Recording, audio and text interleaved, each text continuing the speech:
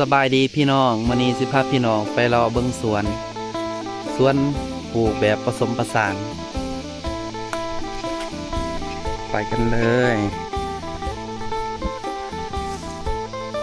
อันนี้กบมะนาวแปลนเดินมะนาวแปลน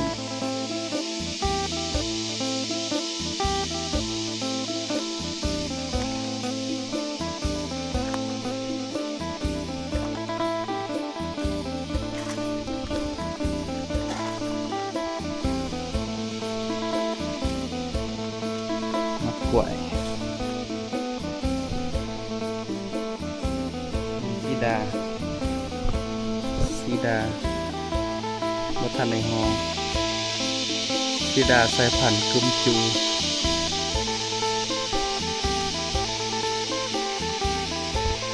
มีมะฮุงสายพันธุ์ฮอลแลนด์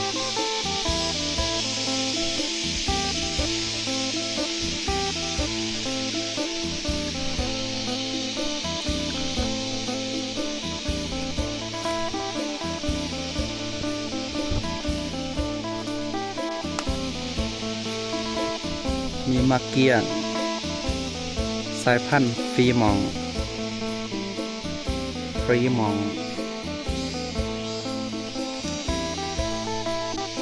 สุกก็ได้มีน้อยสุก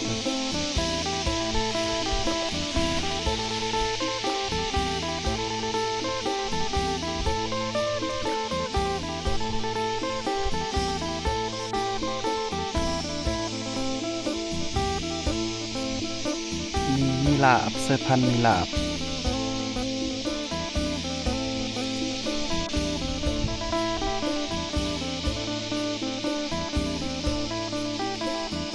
มีสายพันธุ์สายน้ำผึ้ง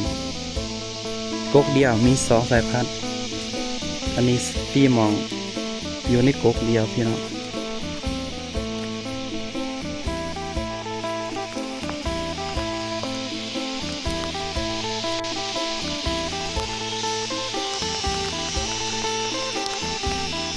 มีมักนาวตาฮิติมักนาวว่ามีในอันนี้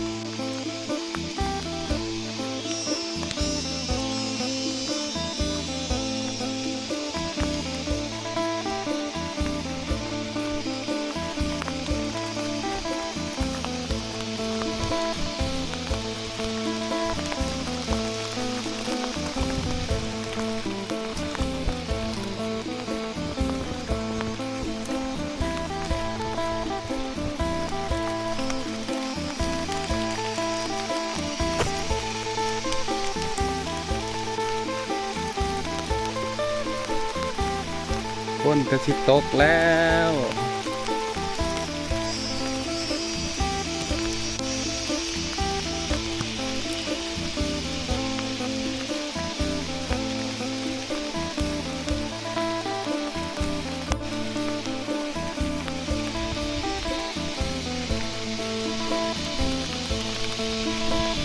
นี่อะโวคาโด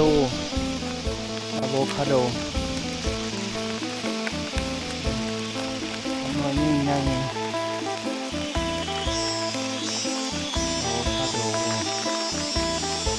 นี่ตัวสุกนับ